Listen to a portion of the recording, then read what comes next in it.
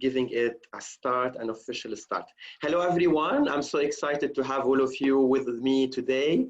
Let me check where are you based and from where you are attending. So Shireen, we have 50% they are based in Asia. We have people from North America and people from South America. So in Europe, 4%, Middle East, we have 37%. People from Australia, hello from everyone. We are keeping you awake today till 11 p.m. your time. And then we also have a group from Africa. If you are attending from maybe different countries in Africa, let us know and make sure you are clicking all panelists and attendees. Shireen, 73% of your audience today are teachers, 19% they are coordinator, we have 6% they play a role in the leadership team, and then 7% they have a different role. We have 14% they are not comfortable with making the thinking visible, 67% they feel that they are comfortable, and then 19% they are very comfortable. So I'm going now to stop the polling and I'm going to let you start with Shireen. And Shireen, it's for you 1 hour to take us through making thinking visible online, who, how, and why. Thank you so much, Ali, for the introduction. I'm so happy to see that the audience is very diverse, be it within the positions or the how comfortable they are with making their thinking visible.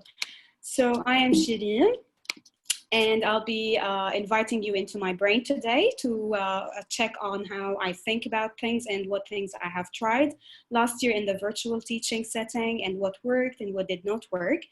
I've been in the education field for 13 days now. I'm a homeroom teacher and a grade level leader. I'm also a freelance coach, and I work with mentors basically on training them and coaching them through the whole teaching and learning process. I'm also the owner of a YouTube channel, Shireads, which is a read aloud YouTube channel. All right, in this webinar, we will be looking at the what, the who, the how, and the whys of making thinking visible. And by the end of the webinar, I am hoping that we will also think about, so what? Now that we know the what, the who, the how, and the why, what are we going to do about it? So as a first activity or just thinking routine, I want you to think about, what does making thinking visible mean to you? Now, I'm going to ask you to follow 3 steps. The first step is think about, what does making thinking visible mean to you? And think about 6 ideas, all right? 6 ideas. They might be ideas that just pop to your mind. They might be ideas that you really need to think hard about. So take a minute, think about 6 ideas, and then try to sort them out into ideas that you feel comfortable with or that you have a clear understanding of, ideas that are a bit challenging or that maybe are areas of development for you, and ideas that are wonderings or questions that pop into your mind when you think about making thinking visible. So take a minute, think of those 6, sort them out, and share with us in the chat box, how many challenges do you have, how many comfort ideas do you have, and how many questions come to your mind when you think about this topic. Ali, you can share with me the answers. Of course. So waiting for those answers and 6 ideas.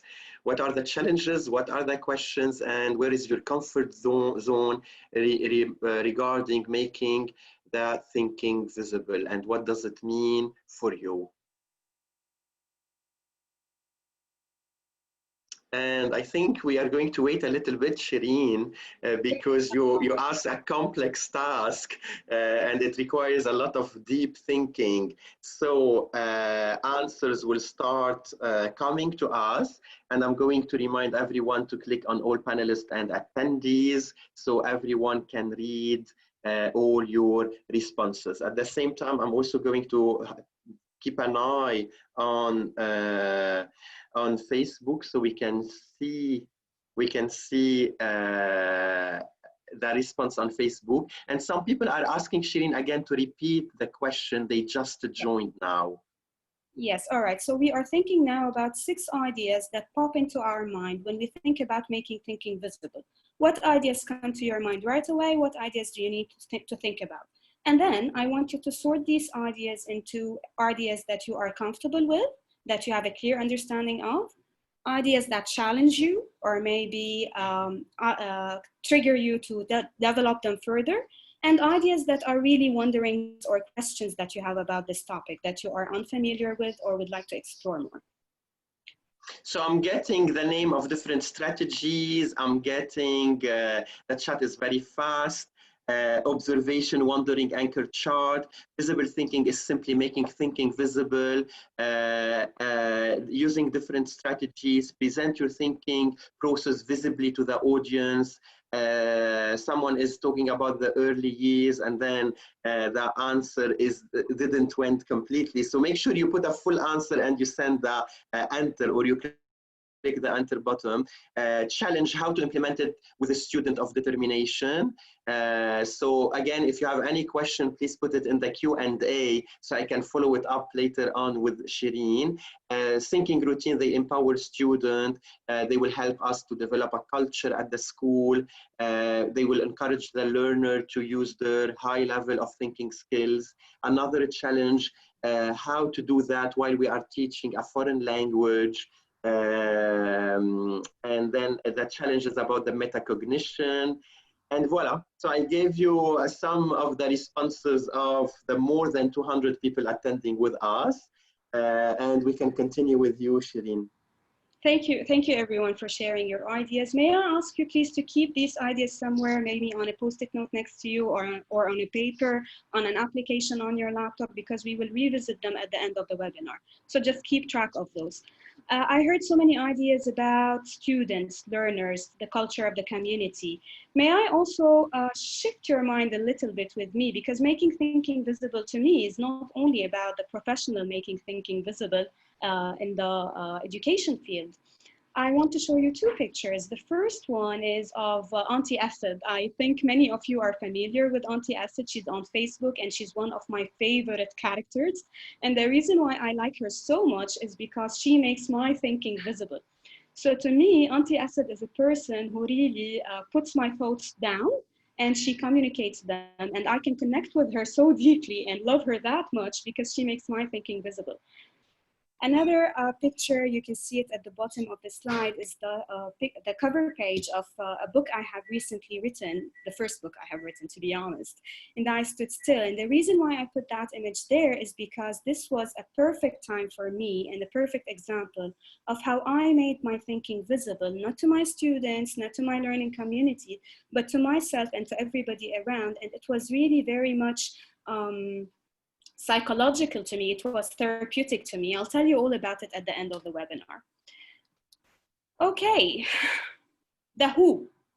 So we all brought up the students. Students need to make their thinking visible in thinking visible routines. We need to make our thinking visible to them. Have you also thought about the parents? Are the parents invited to make their thinking visible? And whom would they make their thinking visible to? Did you also think about the teachers? Do we make our thinking visible? Do we make our thinking visible to our students? Do we make our thinking visible to each other, to our team members, the leadership team, everybody in our community? And what about making my thinking visible to myself? How do I make my thinking visible to myself? So all of these community members really need to make their thinking visible to themselves, to everybody around them, and they need to do that online. So how does it happen? Do we have any questions or anything you would like to share, Ali, before I move on? I'm going to share our thinking while we were preparing for this slide. And let's see the audience, they will vote for my choice or your choice, Shireen. I wanted to put myself in the middle, and then Shireen wanted to put the community in the middle. And this is the beauty of the collaboration, how people, when they are working together and they are thinking aloud, they have different perspectives, and then we welcome those different perspectives. I was focusing on myself in the beginning and in the middle because it starts with me and it helps me to make my thinking visible. And then Shireen was saying the end product where it's spreaded around everyone, from me to the student, from the student to the parents, from the parents, and then we reach to the whole community. So this was an interesting dynamic when we were preparing for the session, and we wanted also to share it with you because we feel that those conversations, they are part of the learning process, and it would be interesting to hear also your perspective. Where do you see myself? Do you see it in the middle, or do you see it like Shireen perspective outside? So Aula is saying based on the context, everything depends also on the perspective. Noor is telling, love the process of the thinking. So voila, Shireen, we can continue. I think people will start asking questions soon when they got engaged more and more with the session. I think the how will really trigger their thinking now. Yes. All right, so the how, what we are all looking for, how do we make thinking visible online? If we really think about making thinking visible, it can happen orally or in written form, right? I mean, I can share my thinking in live sessions. I can share them in recorded videos or audios. I can share my thinking in emails, using communication tools, on Teams, sending messages, on WhatsApp. I can make my thinking visible using so many tools, and even using tools that I decide to create or that others create to make their thinking visible. So how does this happen in a teaching setting? Let's look at some examples together. I want you to put your teacher's hats on and think about how you make your thinking visible to your students. When I try to make my thinking visible to my students, I think about live sessions, which really I feel very comfortable doing because it's just going online, chatting with my students about the topic, and there I am, I have nothing to worry about. But what I really also give much thinking to is making my thinking visible to my students in videos. So this is a video that I'm going to play to you. It's a 1.5 minute long video in which I had previously, before giving my feedback to my students, asked them to share their thinking strategies about problem solving in math.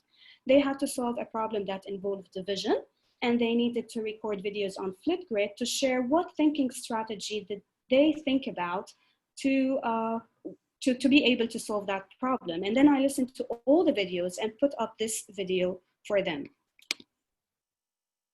Hello, everybody. Thank you so much for sharing your thinking strategies with each other. It's great to hear from all of you. I'm also posting here an anchor chart that would help you think about the different strategies you can use. The first strategy is using equal groups. So if I have 18 divided by 6 and I want to figure out what the answer is, I can start dividing 18 into equal groups, and that would be 6 groups of 3. The second strategy is to use arrays. So 18 divided by 6, I divide 18 into 6 rows, and I will notice that there are 3 dots in each row. The third strategy is repeated subtraction. So I think of 18 first, and I start subtracting 6 from it, and I continue to subtract 6 until I get to 0, and then I count how many 6s did I subtract. The answer is 3. And the fourth strategy, which some of you brought up, is using related facts. So if I need to figure out what 18 divided by 6 is, I flip it around, I switch. I think, okay, what number times 6 will give me 18? And the answer would be 3. So as you can notice, the answer is the same no matter what strategy you use. You are free to use whatever strategy you feel comfortable using. Thank you again for sharing. So this is one way of making your thinking visible, sharing your feedback with your students. Would I do it differently now? Yes, because now I know how to use the whiteboard online. I know how to use other tools to combine movie recording instead of this, but that was something I tried at the very beginning of virtual teaching and learning. I also tried not only making my thinking visible to my students, but also inviting my students to make their thinking visible. So on one of the Flipgrid topics, I asked them to record a video to share with me and with each other what their thoughts are about whether they are inquirers. So I asked, are you an inquirer?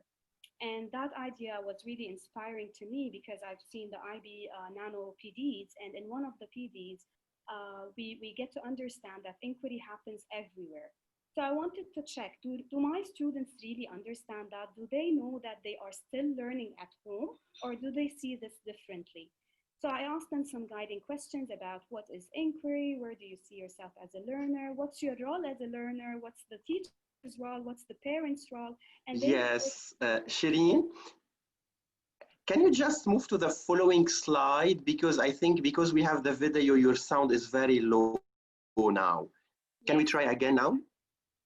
I am on the new slide. Do you want? Yes, and then I think your sound is much better now. All right. Well, what I was just saying connects me to this slide, the role of the parents. It was very impressive to hear the students talk about the role of their parents as co-teachers.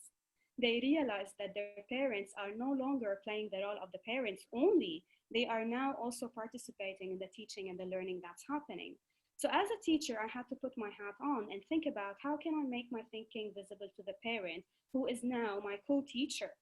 And that's when I decided to start some heads up announcements. Initially, they started as emails that I used to send, but then I decided to post them as announcements on Teams, and you can think of your own tools and where you want to post them. In my weekly announcement, I have communicated with the parents the content of the lesson plans that we will be working on, the rationale behind these lesson plans, and why I have decided to focus on this concept and not that, and give time for this concept more than the other.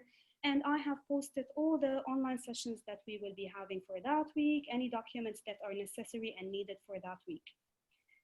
As I have made my thinking visible to the parents, I asked them to make their thinking visible to me.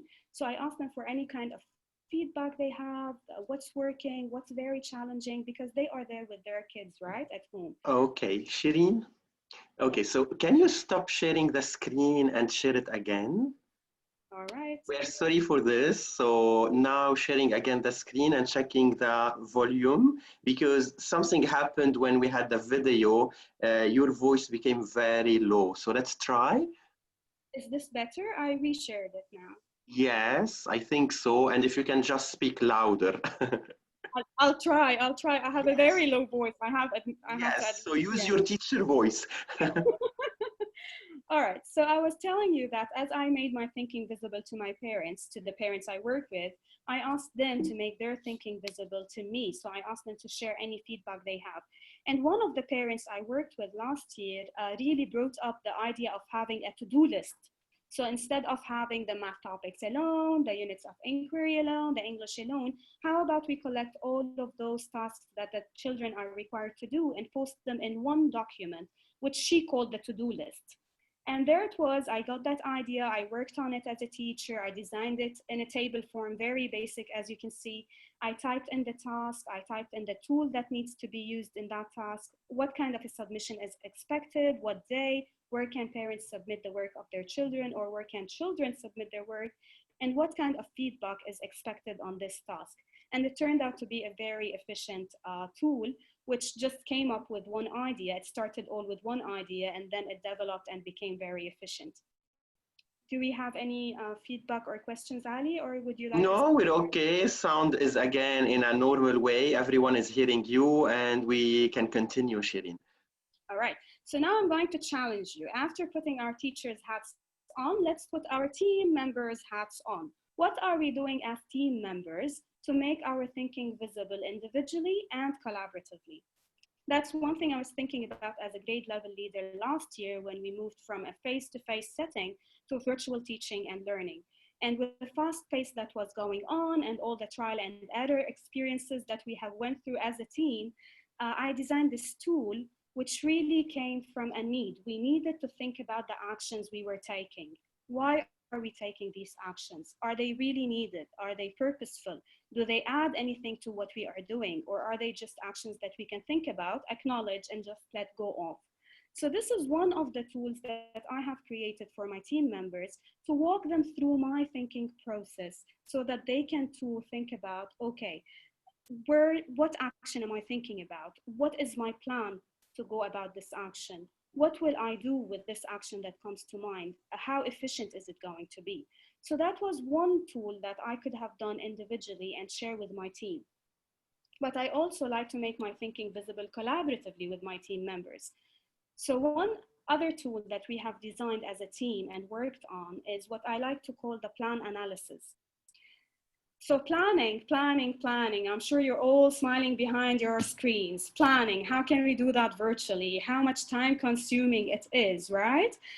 So one way of going about planning is to think about the guidelines for planning. What are we keeping in mind when we think of a good plan, a constructive plan, an engaging one, a relevant one? So these were some criteria that I was really thinking about in the back of my mind every time one of the team members shared a plan that she had brainstormed and prepared for. And when I want to give feedback to that team member or to share any idea I have, this is what I think about. And then I stopped and thought, okay, so why am I doing this alone?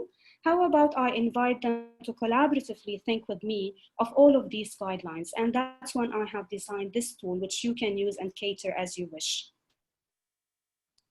So that's the how from a teacher's perspective, a team member's perspective, and that's a global view of the how. We are going to go deeper into the how do we make it happen.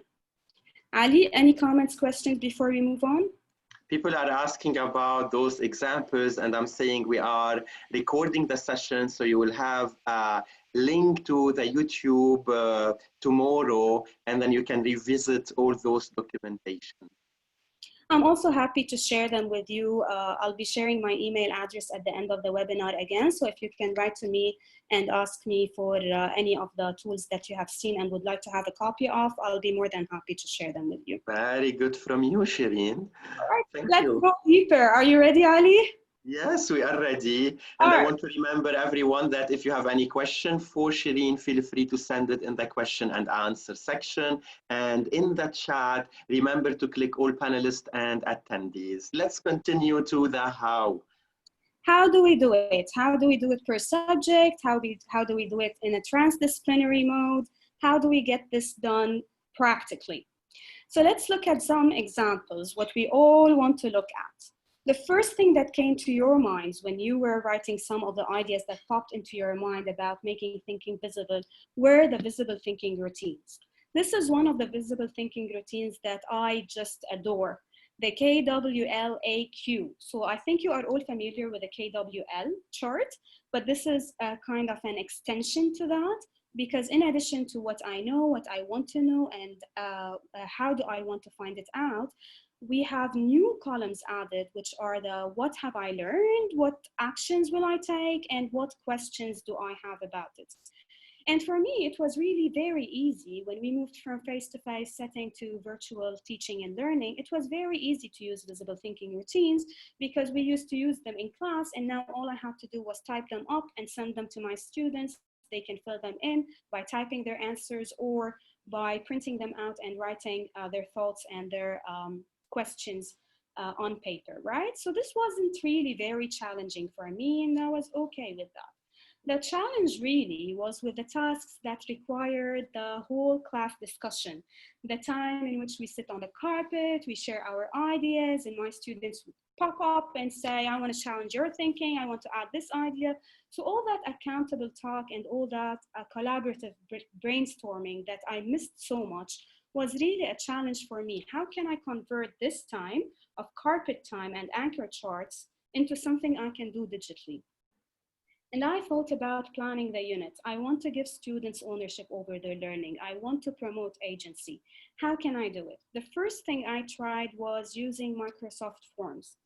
So instead of having an anchor chart, let's think about transferring all this into a digital platform. Let's use Microsoft Forms.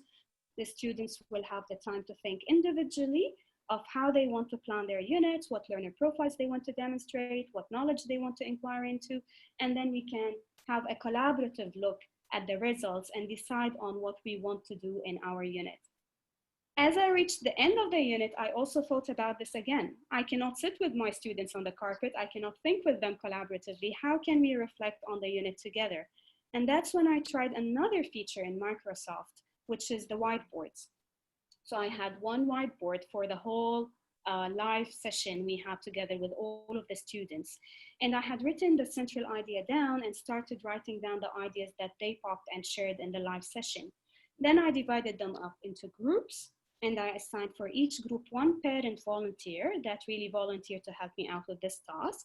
And each parent volunteer had a link to a whiteboard that takes them specifically to that idea they need to be reflecting on deeper. So this is another way of how you guys can make your thinking visible and invite students to make their thinking visible in small groups, in big groups, with a parent volunteer, on their own. Those are just some ideas that you can also think about, extend, and I'm sure you can also use many apps and platforms that will help you with that. Going further, I'm going to share with you an example from the early years. My colleague from the early years, and I thank her for sharing this with me, she had written a book in collaboration with a 4-year-old Eva Maria, the sweetest girl who has decided to make her thinking visible by illustrating this book that her teacher had written. And the book is really about Coco, a girl who lost her teddy in the Beirut explosion that happened. And it was dedicated to Eva Maria's friend, who's also a 4-year-old who lost her dad in the explosion. When I heard the book, I mean, I cried so hard. It was so touching. Making thinking visible there was not only about making thinking visible, it was about connecting, it was about empathy, it was about very deep levels of communication. So it's not always learning, it's also connecting, it's also keeping those human connections going. Are you ready to raise the bar? So we've thought about all of these from the teacher's hats. Let's think about the team members. How can we make this happen per subject or per unit with our team members, the parents? So this is another example, one of the things that I have tried and found out that they work beautifully. I asked for some parent volunteers after the use of the whiteboards. I really got too excited and I said, okay, I want more parent volunteers on SHIP. And they got on board and they helped me out with a guided reading session. And that was the first time I do a guided reading session online. And that was like, woo, how do I do that? How do I get it done? How does it work? Logistics, planning, brainstorming. So one thing you can do is have parent volunteers, call them in for a coaching meeting. And in that meeting, make your thinking visible. Tell them about the mini lesson, tell them about the procedure, tell them about the resources that will be used. Plan procedure for them and have it visible. Plan the duration, the time management that they need to go through, and then invite them to take part in this learning. I've tried it, it worked. I assure you it can work, but it requires a lot of planning from your side and a lot of making thinking visible. Ali, any comments, any feedback? Maisa, she any just questions? shared with us. Yes, she is asking, is visible thinking the same as self-reflection? And hopefully I'm not losing Shireen due to a technical problem. Yes, so Shireen, the question is, Shireen?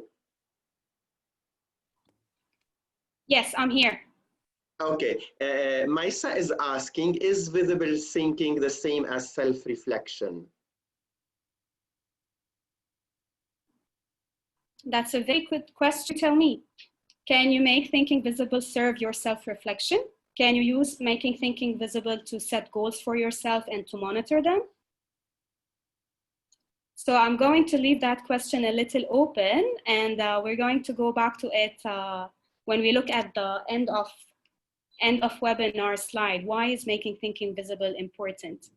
Okay. Okay, so Julie, keep that in mind. Yes, Julie, so Maisa, if you can put it again in the question and answer, and Julie is asking for clarification about like when you talk to the parent virtually, you shared with them the resources, you planned everything with them. So can we give a little bit more explanation about this? And people are very happy to see that you get the parents on board with those kind of learning experiences. Well, they are part of our community, right? And now more than ever, we need them. They are our co-teachers. So how I did that is that using Teams, because we use Teams in our Microsoft. Then for a meeting with the parents, initially I had an announcement posted on the Teams and they just signed up if they wish to volunteer in this activity. And then I called in for a meeting with them. I shared my screen. I showed them how to go about the steps, how to use technology, how to access every book. I'm not sure whether this is exactly what you are looking for, it requires a lot of coaching from your side. So you need to be talking to the parents and remembering that the parents are probably using this platform and this tool for the first time as well. Give them time to understand this, give them time to process, give them time to practice and experiment with you. So have a model session with them in which you are the students and one of the parents is doing the guided reading sessions. Reflect together on what worked, what did not work so well. Invite them into this planning and reflecting on the procedure, and it will be successful. Ali, did I answer the question? Would the participant like more explanation? I think so. If they want more explanation, I'm sure they are going to ask some question. The list of questions is growing. We're going to keep it for a later moment, and I would like to continue with you about your presentation and what do we have next. You know, Ali, I'm very happy that the list of questions is growing, because that means that the participants are actively thinking about making thinking visible. So this is you guys making your thinking visible to us by sharing the wonderings that are popping into your mind. So thank you for that. We'll get back to them at the end. The why. All right, so let's think about the why. And I'm sure many ideas have already crossed your mind. Why is making visible important? Why is it important to students? Why is it important to teachers and parents? And why is it important for us as team members, whether we are educators or leaders in our communities? So I want you to take a minute, choose any of these why is MTV important for. So if you have chosen to think about why is making thinking visible important for students, type in 1 and then your answer. If you have chosen to think about why is making thinking visible important for teachers, type in 2 and write down your answer.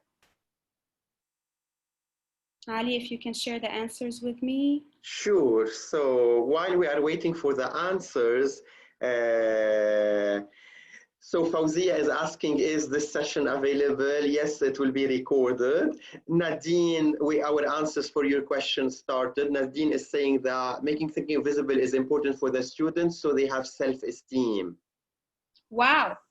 Yes, thank you for sharing that. It didn't come to my mind. Thank you. It will help them learn through different medium, also for the student.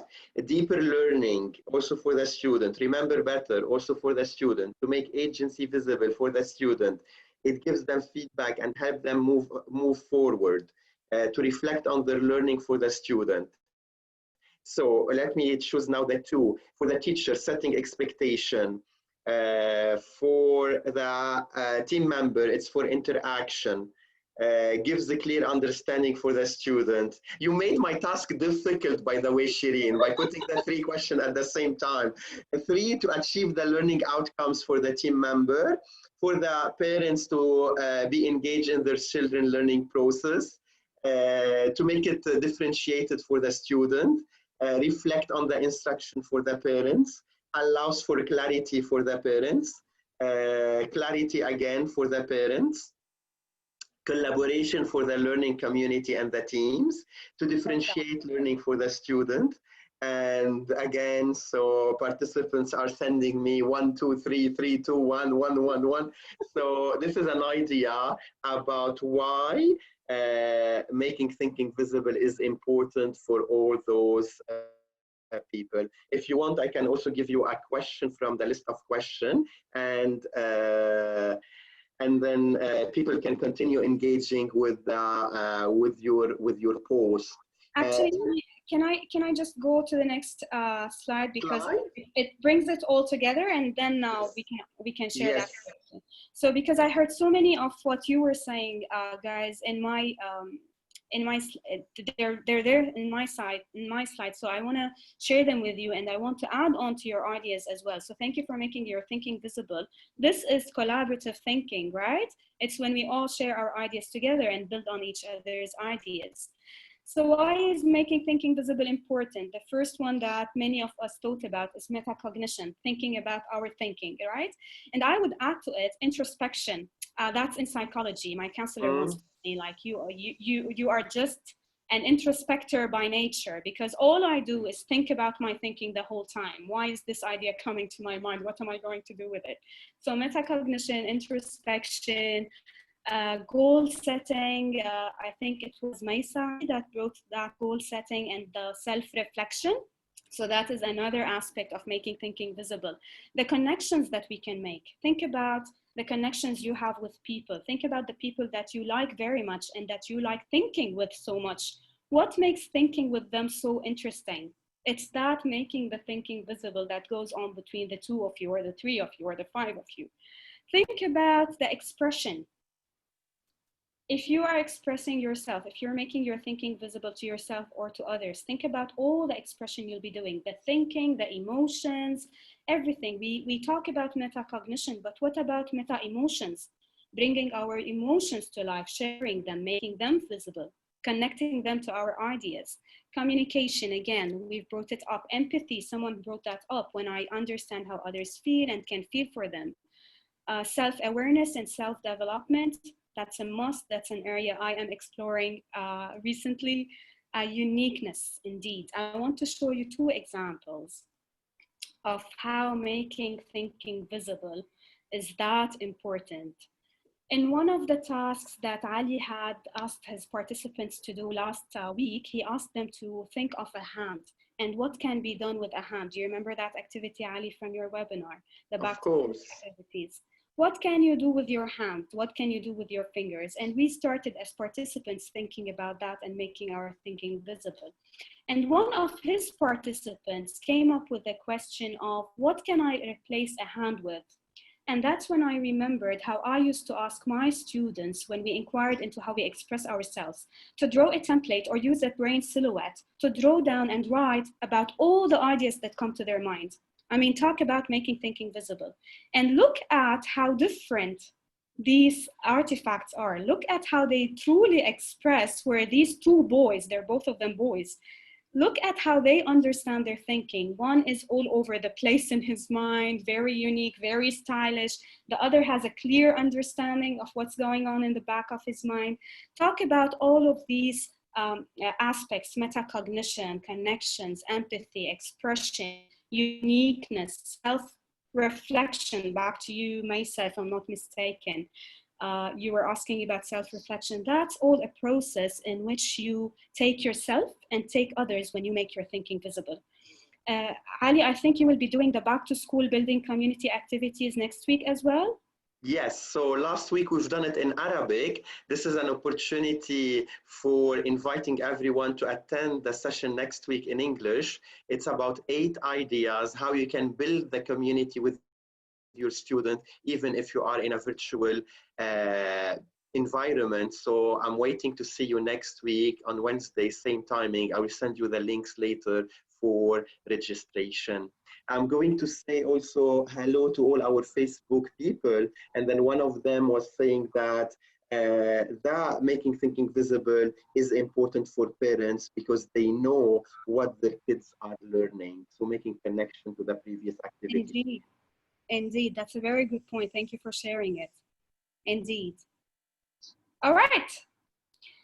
More of visible thinking routines can be found as additional resources in Project Zero's Thinking Routine Toolbox. One of the participants had shared that question with us before the webinar in an email. I'm guessing, Ali, you shared that question with me as well. And I just wanted to show you and share with you this toolbox, which is really very valuable. It's online, and you can access it for free. Click on any of these areas to make thinking visible, and you can get a whole list of all the visible thinking routines that you can do, whether you are tuning in, finding out, sorting out, whatever stage of the inquiry cycle you are in, and whatever the purpose of your activity is, you can choose a bunch of visible thinking routines to do all for free on this Project Zero's Thinking Routine Toolbox. So that's another resource you can use. Very good, Shireen. So time for some question and some interaction with our attendees. And I have two questions asking about early years. How can you make the visible thinking in the early years? Do you recommend any tool from this bank of tool? Have you tried a tool? So let me hear from you, your perspective, and then I can add on this question. Right. Thank you for sharing the question. Well, I am an elementary teacher and I'm not going to pretend to know it all with the early years, but I know that as educators, we do not take things as they are. We always think about every concept and every visible thinking routine and every tool we create, and we think about how we can amend it or adopt it or adapt it to make it suit our needs, right? So for example, I'm going to give you the example of the 3-2-1 bridge.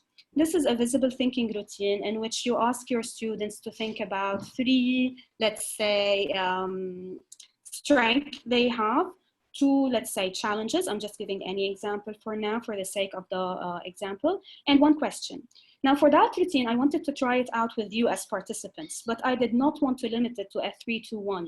So I asked you at the beginning of the webinar to think of 6 ideas and write them down and sort them out the way you want. So what I'm trying to tell you is that every visible thinking routine and everything you do in teaching and learning can be adopted and adapted to your age group. Do I have the same answer that you are looking for? No. Can you think of how you can differ it? Can you think individually? Can you think collaboratively within your teams? Of course, you're going to come up with ideas that are much better maybe than the ones that I have shared.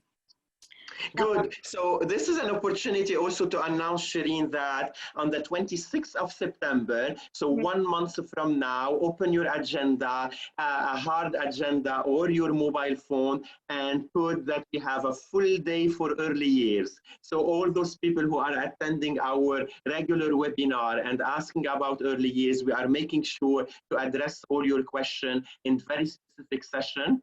On the 26th of September, again, we will have 7 webinars about early years, about all those questions and how we can make the online learning for the early years student interactive, how we can engage them and how they can show their agency, their thinking, how they can play online. So all those topics will be addressed on the 26th of September. It's a Saturday from 9 a.m. Dubai time till 7 p.m. Dubai time. Okay, we continue with the question. We still have around 10 minutes, Shireen. And then in a unit, how many visible thinking routine we can use? Okay, that's a critical question. It depends. I would say it depends on the purpose. If it was up to me, I would say it depends on the purpose. Maybe you want to use one visible thinking routine from the beginning until the end of the unit. So the KWLAQ that I have showed you in the previous slides, I used it with my students on its own without introducing any other visible thinking routine in one unit. And they had to write down in the columns what their thoughts were at the beginning of the unit, and by the end of every week they revisited this visible thinking routine and they added on to their knowledge. So at some point you might want to use only one visible thinking routine and get the students to see how their thinking is developing and what new ideas they are gaining, what new skills they are developing. You might want to do it differently. You might want to use more than one visible thinking routine because you might want to use one that helps you tune into the unit and another that helps the students research, find out, and categorize the information they have found. So I would say it really goes back to your age group. How ready are they to be exposed to these visible thinking routines? And what's the purpose? Okay, I'm going to add, again, the visible thinking routines, they are plenty. You don't need to use the plenty of them in the first unit or at the beginning of the year. My recommendation always make sure that this routine is understood by the student. They are now very familiar with it, and then you can introduce another one. One person in the chat mentioned that it's the quality, not the quantity. And this is again another important feedback from Doha. Thank you for that. And she's saying the same answer. Let them master the routine before moving to the next routine. And so whenever you are introducing the routine, they know how it works, and you don't need to spend like 10 minutes to explain an exercise that can be done in one minute. Shireen, I know you have a story for us before we wrap up the webinar with you, and let's move to the following slide. And what do you have for us? And while we are answering, or we are moving to those slides, one participant is asking about the book of Natalie, so the book that the early years child done it. So maybe if you can remind us, is it available? Can we see it on YouTube? Is it published? And so Natalie, maybe you can also in that chat let us know about the title of the book and where we can find it.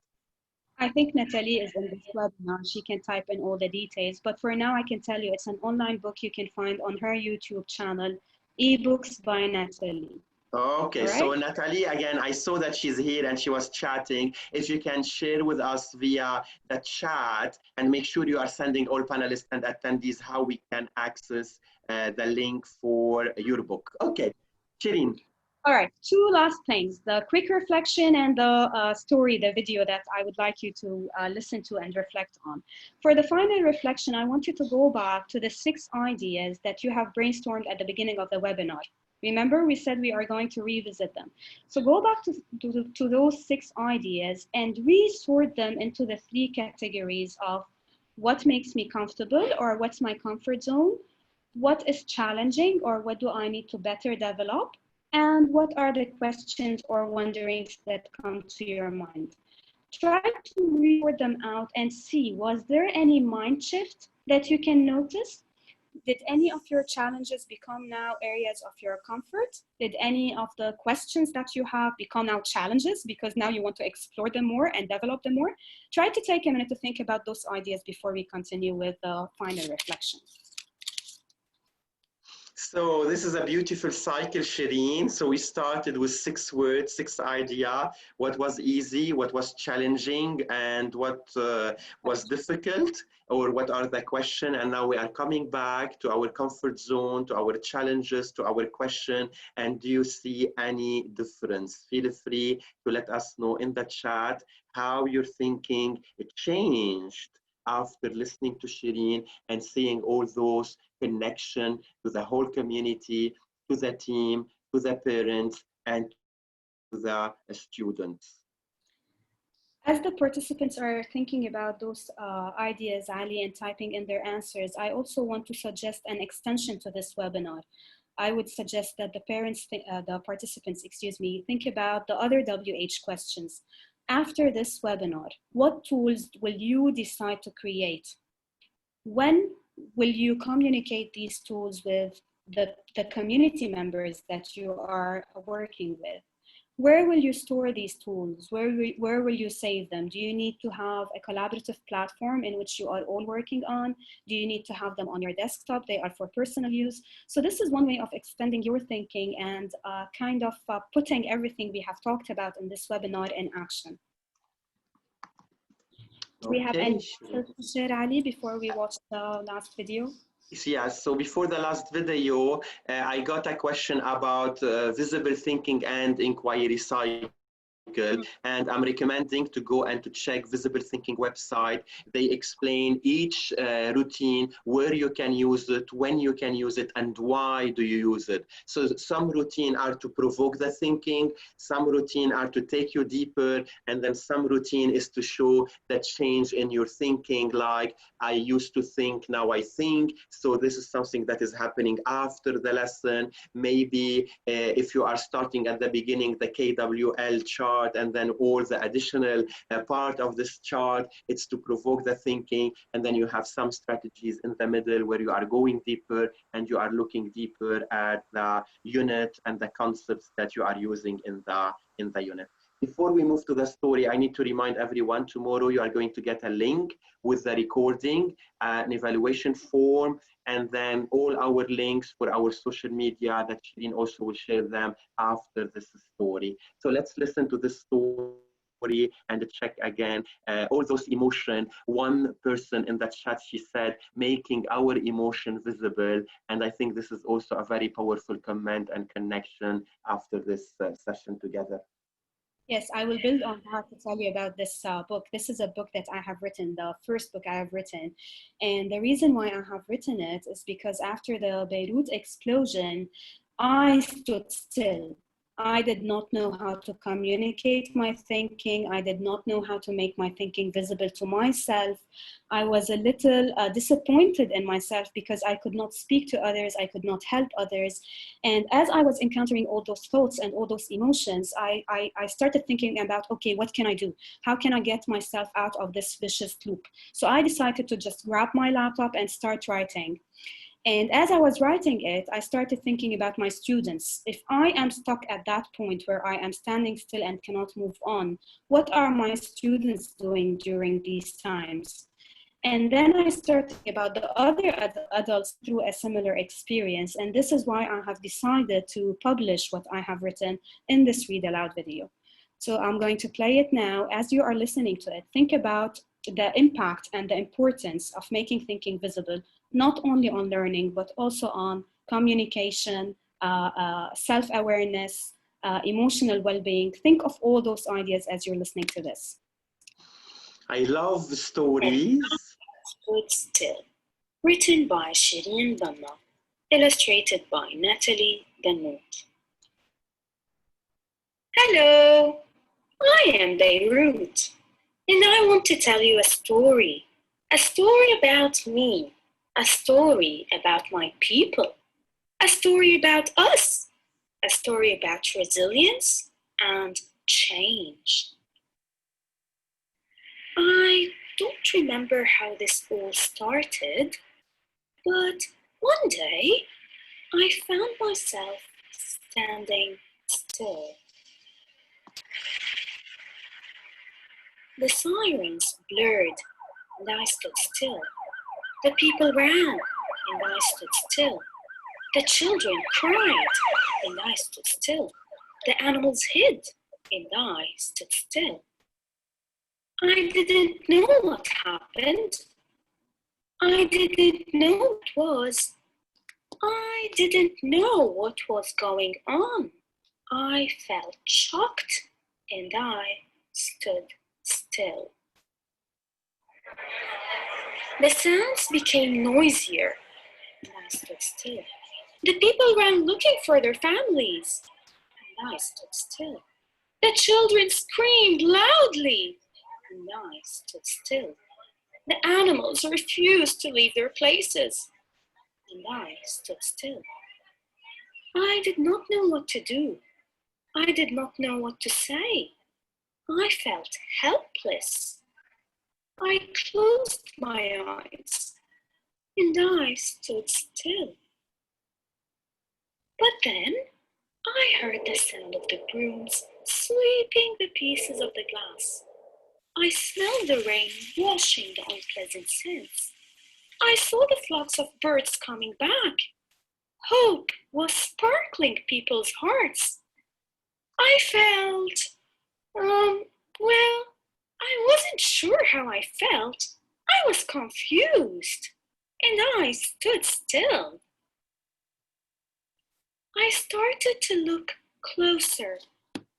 I started to listen harder. I started to think deeper. And then I realized it's okay to feel scared. It's okay to be confused. It's okay to observe. It's okay to take my time to understand. Because after all, fear challenges me. Surprises push me. Time helps me understand. Thinking provokes me to make a change. It all starts with a feeling, a thought, a word. And with it, You always have the chance to be you. You can make a change. You can be the change. Anytime, anywhere, anyhow. I have been scared. I have felt worried. I have watched. I have listened. I have thought. I have stood still. And today, I am ready. Today, I will not stand still anymore. Today, I choose to take action. Today, I choose to tell you this about the baby who refused to forever stand still. Beirut's dream is to stand tall. What do you choose to do to help make this dream come true? This is the story of Beirut. This is the story of Lebanon. Thanks, Shireen, for sharing this, for sharing your emotion. I think this is a powerful, real, authentic documents that everyone can use at the beginning of this year in Lebanon or in any place where people are suffering, having problems, having conflicts. And this is on a conceptual level. It leads to that taking action and to connecting and to all the bonding. It made me cry, yes, because those are emotion. And when our emotions are put on the table, we connect as a human being, and then we decide to take action. So thanks everyone. Thanks Shireen. Those are your connections. So feel free also to share them, to talk a little bit about it. If any, I can see your tears. So if anyone would like to stay in touch with you, this is your email, your Facebook page, your YouTube channel. And someone is asking, do we have this story in French? Maybe we can translate it for you and also share it with you in French and in Arabic, because stories makes our thinking visible and bring all the connections. The story was translated to Arabic by one of my leads. I just have time to record the video yet. French, maybe that's a possibility. I'll look for a French speaker because I'm not so good with French myself. But okay, yeah, I'd love to work with you on that. Send me the text, and then I will check the French, and then we can have it in French, English, and Arabic. And anyone would like to translate it to another language, I'm sure she to share it. Our final slide is our social media connections. So we are on YouTube, 4th Generation for Education, LinkedIn, Twitter, Facebook, and our website. So you have people and volunteers who want to translate it to Armenian. Thank you, everyone. Thanks, Shireen. And we stay connected. Thank you, Ali.